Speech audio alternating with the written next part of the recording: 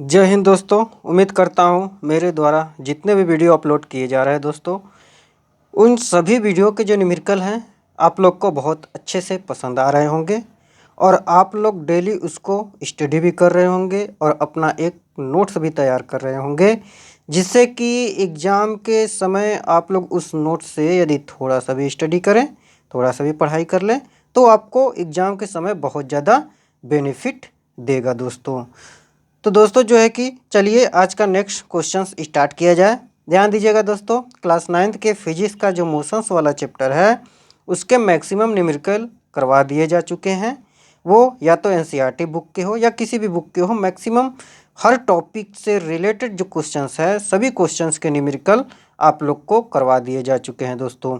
यदि आप उन सभी न्यूमेरिकल को अच्छे से देखना चाहते हैं दोस्तों, तो इसके लिए मेरे channel Patel science study platform को यूट्यूब पे जाके आप लोग सर्च करवाएंगे तो जो है कि वो मेरा चैनल आएगा दोस्तों। उसको आप लोग उसमें सभी वीडियो जो है कि मोशंस वाले चैप्टर के पार्ट बाय पार्ट करके दिया जो कि अपलोड किया गया है दोस्तों। आप उन सभी वीडियो को देखकर अपने स्टडी को कंटिन्यू कर सकते हैं। आप लोग को उसमें कहीं भी प्रॉब्लम ही नहीं होगा दोस्तों। ठीक है, तो चलिए जो है कि आज जो है कि लास्ट क्लास है प्लस जो है कि मोशंस वाले चैप्टर का। इसके बाद सभी न्यूमेरिकल फिनिश हो जाएंगे। इसके बाद नेक्स्ट चैप्टर स्टार्ट किया जाएगा दोस्तों, वो भी जो फोर्स वाला चैप्टर है, बल वाला जो चैप्टर है उसको स्टार्ट किया जाएगा। चलिए तो ध्यान से देखिए क्वेश्चंस में क्या बातें की जा रही है। पहले हम क्वेश्चंस लिखेंगे दोस्तों और मेरे साथ आप लोग भी क्वेश्चंस को लिखते चलिएगा, जिससे कि आप लोग का क्वेश्चन कंप्लीट हो जाए और एक आप लोग का जो नोट्स है वो भी तैयार हो जाए।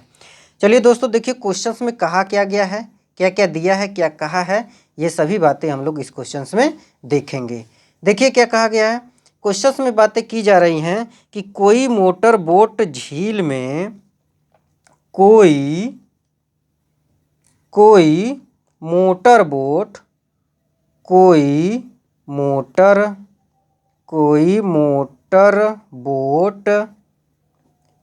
कोई मोटर बोट झील में, झील की बात की जा रही है दोस्तों। कोई मोटर बोट झील में, ठीक, कोई मोटर बोट झील में विरामावस्था से सरल रेखीय पथ पर, किस अवस्था से? विरामावस्था से,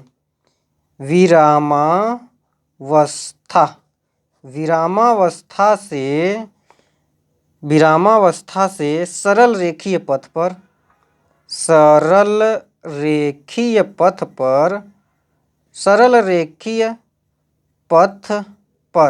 विरामावस्था से सरल रेखीय पथ पर 3.0 मीटर प्रति सेकंड स्क्वायर, कितने? 3.0 मीटर प्रति सेकेंड स्क्वायर की नियत त्वरण से,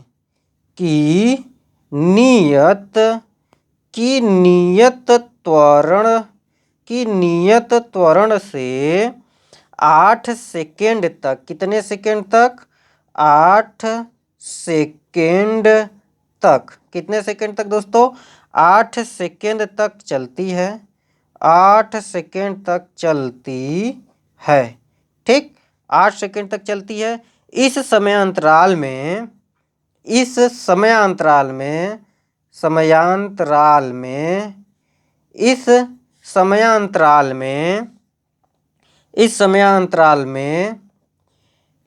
मोटर बोट कितनी दूरी तय करता है? मोटर बोट कितनी दूरी तय करता है? कितनी दूरी तय करता है? इस निश्चित समयांतराल में मोटर बोट कितनी दूरी तय करता है दोस्तों, इसकी बात की गई है। ध्यान दीजिएगा, हल में जो जो वैल्यू दिया है उसको हम लिखेंगे। पहले लिखने से पहले क्वेश्चन समझेंगे कि क्वेश्चन में कहा क्या गया है। एक मोटर बोट है, मोटर बोट यानी स्टीमर है, एक तरह से आप कह सकते हैं। उसको किस में चलाया जा रहा है? उसको झील में चलाया जा रहा है। झील मतलब समझते हैं ना, जैसे कश्मीर में डल झील है आपका, बहुत सुंदर जगह है दोस्तों, घूमने लायक है। आप लोग पढ़ाई वढ़ाई करके मूड फ्रेश करने के लिए आप लोग वहाँ पे जा सकते हैं दोस्तों, ठीक है, बहुत ही ब्यूटीफुल प्लेस है। तो चलिए देखिए क्या कहा गया है क्वेश्चंस में। कहा गया है कोई मोटर बोट झील में, कोई मोटर बोट झील में विरामावस्था से, विरामावस्था का मतलब आप समझ रहे होंगे कि वह विरामावस्था से चलना स्टार्ट कर रही है, यानी उसका जो प्रारंभिक वेग है अर्थात जो u है उसका मान दे दिया है 0 मीटर प्रति सेकेंड।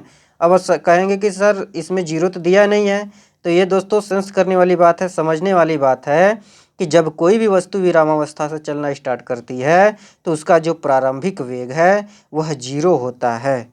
ठीक, तो एक स्टीमर है, एक बोट है, वह एक झील में विरामावस्था पर सरल रेखी पथ पे गति कर रही है और उसका जो त्वरण है वह नियत त्वरण है, और वह जो त्वरण है कितना है, नियत त्वरण है, यानी कि त्वरण फिक्स कर दिया गया है।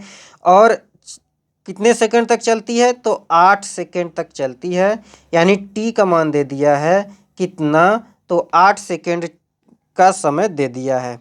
अब यहाँ पे बातें की गई है दोस्तों, 8 सेकंड तक चलती है और रेखी पथ पे चलती है, कितने त्वरण की, कितने फिक्स त्वरण से चलती है, कितने निश्चित समय निश्चित त्वरण से चलती है, तो इसकी भी बात देखिए इसमें कहा दिया गया है, कितना दे दिया है, यानी a बराबर दे दिया 3.0 मीटर प्रति सेकेंड स्क्वायर। त्वरण का जो मात्रक होता है वह मीटर प्रति सेकेंड स्क्वायर होता है।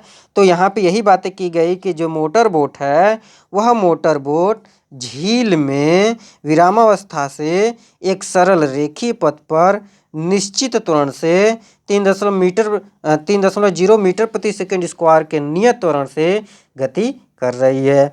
फिर कहा जा रहा है कि यह 8 सेकेंड तक चलती है, और जाहिर सी बात है जब यह 8 सेकेंड तक चलेगी तो कुछ दूर तो चलेगी ही चलेगी। ठीक है, तो यहाँ पे u दे दिया है, t दे दिया है, a दे दिया है, हमको भी पता ही नहीं है तो उससे भी कोई मतलब नहीं है दोस्तों। किसका मान पूछा है, दूरी का मान पूछा है, यश का मान पूछा है, विस्थापन का मान पूछा है। इसको समीकरण हम क्या मान लेंगे, इसको समीकरण 1 मान लेंगे। अब सोचिए आप ही लोग, यश का मान पूछा है, किसका मान पूछा है, यश का मान पूछा है।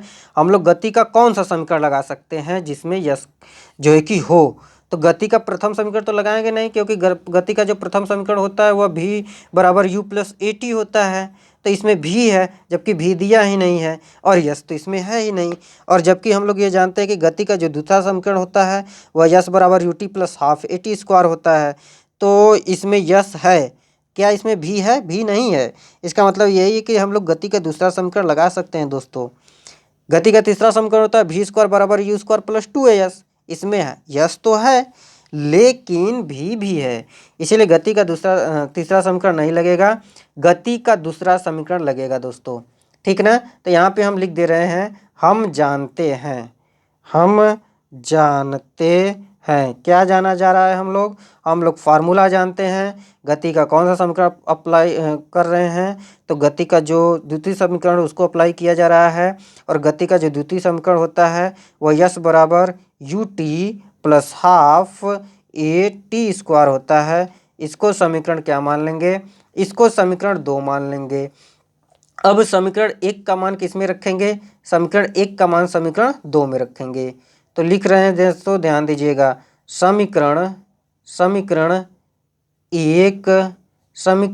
1 का मान किस में रखा जा रहा है, समीकरण 1 का मान समीकरण 2 में रखने पर, समीकरण 1 का मान किस में रखा जा रहा है, समीकरण 1 का मान जब समीकरण 2 में रखते हैं तो यश का मान तो पूछा ही है, तो यश बराबर हो जाएगा u का मान 0 है, गुणे t का मान कितना दे दिया है, 8 दिया है, प्लस 1/2 गुणे a का मान दे दिया है 3.0, यानी दशमलव के राइट साइड में कितना भी जीरो है दोस्तों उस जीरो को हम नेगलेक्ट कर देते हैं, छोड़ देते हैं, उसका कोई वैल्यू नहीं होता है। ठीक, गुणे ए का मान कितना दिया है, ए का मान तो हमने रख दिया है 3, अब टी स्क्वायर है तो टी का मान कितना दे दिया 8, इसका हो जाएगा 8 का स्क्वायर। ठीक, यानी टी का मान कितना दे दिया है 8 दिया है, तो 8 का स्क्वायर हो जाएगा। अब यश बराबर हो जाएगा, ये तो पूरा 0 हो जाएगा, क्यों 0 हो जाएगा, क्योंकि 8 यानी कि 0 में जब किसी भी संख्या का हम गुणा करते हैं तो वह उसको जीरो बना देता है। यानी जीरो में किसी भी संख्या से गुणा करें या जीरो से किसी संख्या में गुणा करें या किसी संख्या का जीरो में गुणा करें तो उसको वो जीरो बना देता है। अब यहाँ पे बचा केवल 1/2 गुणे 3 गुणे 8 गुणे 8, 8 के घाते 2 है दोस्तों, तो हम 8 को 2 बार गुणा निशान के साथ लिख सकते हैं। अब इस 2 से काटेंगे ये 8 को तो 4 बार में कट जा रहा है। ठीक, अब यहाँ पे यस बराबर कितना बचा है उसको लिखा जाए। यस बराबर हमारा यहाँ पे बचा है 3 गुणे 4 गुणे 8, यही बचा हुआ है किसमें, मीटर में। ठीक, किसमें, मीटर में। अब यस बराबर हो जाएगा 4 तेइयां 12, 12 गुणे 8 एम फॉर मीटर। तो यस बराबर हो जाएगा 12 अट्ठा 96 मीटर। ठीक ना, यानी कि वो जो स्ट्रीमर है वह जो है जब 8 सेकेंड तक जो है कि एक जो है कि निश्चित त्वरण से, एक फिक्स त्वरण से जब वह स्ट्रीमर जो है किसी झील में 8 सेकेंड तक चलती है तो वह कितना दूर चलेगी, 96 मीटर का डिस्टेंस वह तय कर लेगी मात्र 8 सेकेंड के जो है कि 8 सेकेंड तक चलने से। ठीक है दोस्तों, तो उम्मीद करता हूँ ये क्वेश्चंस आप लोग को समझ में आया होगा। फिर से देखिए दोस्तों, कहा जा रहा है कि एक स्ट्रीमर है, वह स्ट्रीमर किसी झील में विरामावस्था से चलना स्टार्ट करती है। तो हम लोग ये जानते हैं कि कोई भी वस्तु जब विरामावस्था से चलना स्टार्ट करती है तो उसके लिए जो यू का मान होता है अर्थात प्रारंभिक वेग का मान जो होता है वह 0 होता है। फिर कहा जा रहा है कि वह स्ट्रीमर जो है सरल रेखीय पथ पर एक निश्चित त्वरण से चलती है। तो हम लोग ये जान गए कि त्वरण का मान दे दिया है, कितना दे दिया है, 3.0 मीटर प्रति सेकंड स्क्वायर दे दिया है। यहाँ पे त्वरण का बात यदि वो नहीं करता तब पर भी हम लोग जान जाते मात्रक से कि त्वरण का मात्रक तो मीटर प्रति सेकंड स्क्वायर होता है और मीटर प्रति सेकंड स्क्वायर में दिया है ये वैल्यू 3.0 मीटर प्रति सेकंड स्क्वायर। तो ए बराबर हम लोग ये मान लिख देते हैं। टी का मान दे दिया है कि वह स्ट्रीमर 8 सेकेंड तक चलती है तो 8 सेकेंड तक चलने में वह कितना दूरी तय कर लेगी। हम लोग जान गए कि गति का दूसरा समीकरण लगेगा, क्योंकि गति का पहला और तीसरा समीकरण तो लगेगा नहीं, क्योंकि उसमें तो भी आता है, यू भी आता है, टी भी आता है, यस भी आता है, लेकिन हमको भी का मान तो पता ही नहीं है। तो हमारे पास एक ही ऑप्शन आया बचा कि हम लोग गति का दूसरा समीकरण लगा सकते हैं। और गति के दूसरा समीकरण में हम लोग को पता है कि यस बराबर UT plus half A T square होता है। इसमें यस का मान हमको पता करना है, सभी वैल्यू दिए हुए थे। इसको जब हमने सॉल्व किया तो यस बराबर 96 मीटर आया। तो उम्मीद करता हूँ दोस्तों ये आपको समझ में आया होगा। यदि नहीं समझ में आया है तो वीडियो को पॉज करके रोक रोक के देखेंगे दोस्तों, सभी बातें आप लोग को क्लियर कर दिया गया है।